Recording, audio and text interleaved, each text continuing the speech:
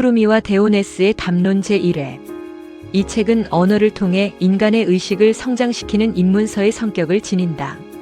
이야기는 프로그래머로 살아가던 청년 푸르미가 꿈속에서 현자 데오네스를 만나면서 시작된다.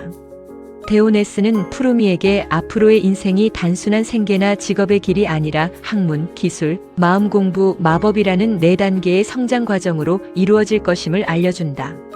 데오네스가 제시하는 첫 번째 공부는 언어이다. 그는 모든 학문의 시작과 끝이 언어에 있다고 말한다. 인간은 언어를 통해 생각하고 생각을 통해 세계를 이해하며 이해를 통해 삶을 변화시킨다. 따라서 타로 마스터나 철학자, 상담자, 교육자가 되고자 한다면 무엇보다 먼저 언어를 수련해야 한다고 강조한다. 그는 특히 한글과 어휘의 중요성을 이야기한다. 한국인이라면 한국어를 깊이 이해해야 하며 언어는 단순한 소통 도구가 아니라 공동체의 정신과 문화를 담는 그릇이라고 설명한다.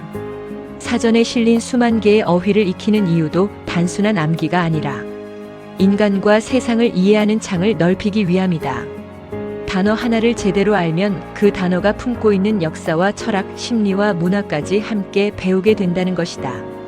그러나 데오네스는 어휘를 많이 안다고 해서 곧 언어의 달인이 되는 것은 아니라고 말한다. 중요한 것은 단어의 의미를 살 속에서 이해하는 일이다. 하나의 단어가 어떤 상황에서 사용되고 어떤 감정과 생각을 담고 있으며 어떤 맥락 속에서 살아 움직이는지를 체득해야 한다. 언어는 암기 대상이 아니라 살아있는 에너지라는 것이다. 이 과정에서 데오네스는 음양어휘법을 소개한다. 그는 세상의 모든 현상은 서로 대조되는 두 힘의 균형으로 이루어져 있다고 설명한다. 앉음과 섬, 쉼과 움직임, 감성과 지성, 의식과 무의식, 수용성과 적극성, 포용력과 공격력 등 대부분의 개념은 서로 반대되는 짝을 가지고 있다. 이러한 대조 관계를 이해하면 단어를 훨씬 깊이 이해할 수 있다는 것이다. 음양어휘법의 핵심은 어느 한쪽이 절대적으로 옳거나 나쁘지 않다는 점이다. 중요한 것은 균형이다. 감성만으로는 삶을 살아갈 수 없고 지성만으로도 충분하지 않다. 수용만으로도 부족하고 적극성만으로도 위험하다. 인간은 언제 받아들여야 하고 언제 거절해야 하는지를 아는 지혜가 필요하다. 이것이 음양의 진정한 의미라고 데오네스는 설명한다.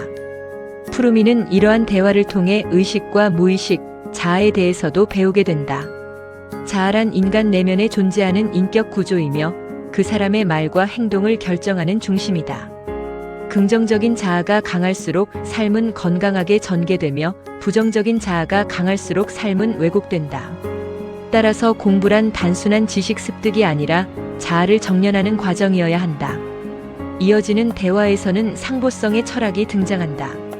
왼손과 오른손, 도로와 자동차, 물과 물잔처럼 세상의 많은 것들은 홀로 존재하지 않는다. 서로가 서로를 필요로 하며 서로를 통해 의미를 얻는다. 이러한 관계성을 이해하는 것이 곧 우주의 법칙을 이해하는 길이라는 것이다. 특히 승리와 패배에 대한 대화는 인상적이다. 푸르미는 진다는 것은 실패가 아니며 진정한 패배는 의욕을 잃는 것이라고 말한다. 반대로 승리 역시 단순한 결과가 아니다. 이겼다고 교만해지면 그것은 미래의 패배를 준비하는 행위일 뿐이다. 진정한 승리는 내면을 성장시키는 데 있으며 인생은 외형적 승부보다 내면적 성숙이 더 중요하다고 강조한다.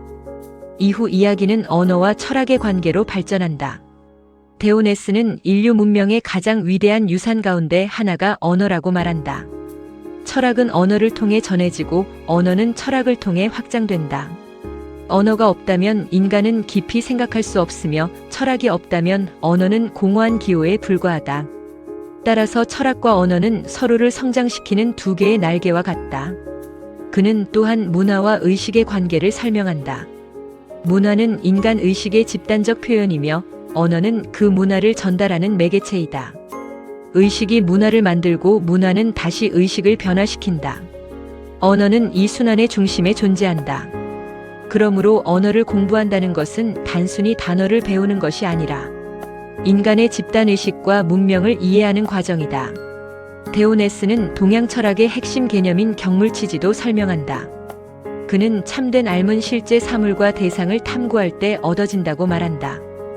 프로그래머가 프로그램을 만들어 보면서 배우고 도공이 도자기를 빚으면서 배우며 건축가가 건물을 설계하면서 배우는 것처럼 지식은 현실 속에서 구현될 때 비로소 자신의 것이 된다. 머리로만 아는 것은 반쪽짜리 알비라는 것이다.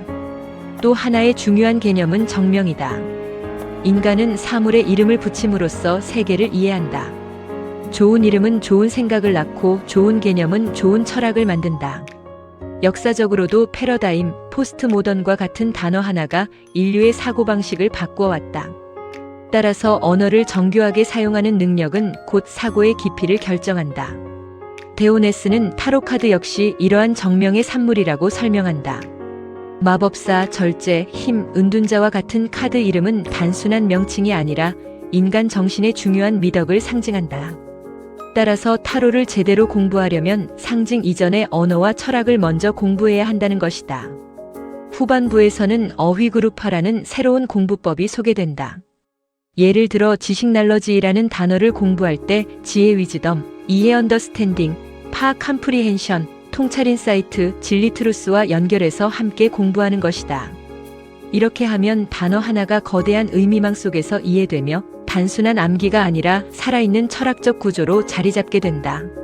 마지막 부분에서 푸르미는 다음 단계의 수련을 위해 물질의 왕국 물라드하라로 떠난다. 그곳에서 그는 첫 관문으로 여성의 근원적 아름다움은 무엇인가? 라는 질문을 받는다.